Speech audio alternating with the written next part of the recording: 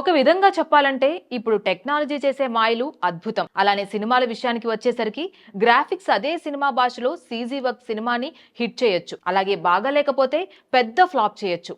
మొన్నే రిలీజ్ అయిన Pawan Kalyan Harihara Veeramallu cinema first half బాగున్నా కానీ సెకండ్ హాఫ్ లో గ్రాఫిక్స్ వర్క్ బాలేదని అందరూ కూడా అంటున్నారు. ఇక ఈ విషయం పక్కన పెడితే నెక్స్ట్ బజ్ అంతా కూడా రజనీకాంత్ కూలీ సినిమా మీదే ఉంది.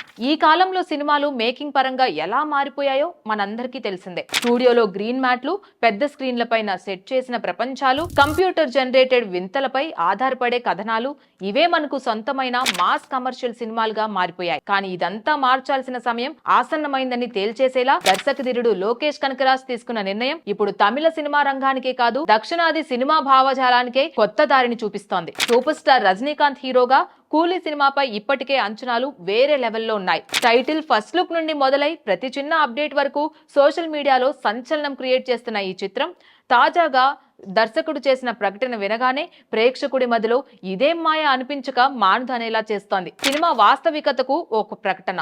ఇప్పుడు తీసే పెద్ద సినిమాల్లో గ్రీన్ మ్యాట్ లేకుండా తీయాలంటే దాదాపుగా అసాధ్యమే. కానీ లోకేష్ ఏమంటారంటే కూలీ సినిమా మొత్తం రియల్ లొకేషన్లోనే షూట్ చేశాం. గ్రీన్ మ్యాట్ వాడిన షాట్లు కేవలం 1 నిమిషం లోపే ఉంటాయి. అవి తప్పనిసరి పరిస్థితిలో మాత్రమే చేశాం. ఈ మాటలు వినగానే సినీ జనాల మధ్యలో ఓ ఉత్సాహం మెరుపులా మెరుస్తోంది. ఎందుకంటే ఈ రోజు మనం చూస్తున్న చిత్రాల్లో గొప్ప విజువల్స్ కావాలంటే గ్రాఫిక్స్ తప్పదని సినీ పరిశ్రమ నమ్ముతోంది. కానీ లోకేష్ మాత్రం రియాలిటీ మీదే ఆధారపడతా అంటున్నారు. ఇది అంతే పెద్ద రిస్క్ కూడా. కానీ అదే సమయంలో ఇది ప్రేక్షకులకు ఒక వాస్తవికమైన అనుభవాన్ని అందించగలిగే ధైర్యమైన నిర్ణయంగా కూడా నిలుస్తోంది. రజనీకాంత్ 90లలో చేసిన సినిమాల్లోని మాస్ మ్యాజిక్ కి, రియల్ లొకేషన్ లోని టెక్స్చర్ కి ఓ ప్రత్యేకమైన ఫ్యాన్ బేస్ ఉంది. Madras bus stand, metal shed ఫ్యాక్టరీలు, రద్దీ రోడ్లు, మార్కెట్లు ఇవే అప్పటి మాస్ ఫ్యాన్స్ ని మెప్పించేవి. ఇప్పుడు కూలీ సినిమా కూడా అదే లెవెల్లో ఉంటుందని అంటున్నారు. ఒకే సినిమాలో రజనీకాంత్, నాగార్జున, అమీర్ ఖాన్, ఉపేంద్ర, సౌబిన్ షాహీర్ లాంటి స్టార్లు కలిసి నటించడం అన్నదే ఒక అసాధారణమని చెప్పాలి.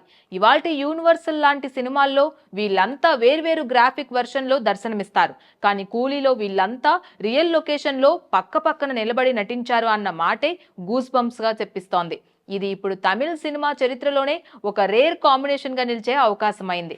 ఈ మాస్ బ్లాక్ బస్టర్ ఆగస్టు 14న ప్రపంచవ్యాప్తంగా విడుదల కానుంది. ఇండిపెండెన్స్ డే సెలబ్రేషన్స్ తో పాటు రజనీకాంత్ మానియా కలిసిపోతే థియేటర్లలో రచ్చ ఏ రేంజ్ లో ఉంటుందో ఊహించుకోలేరు. Please subscribe to the channel and download the Politicos app from the links in the description.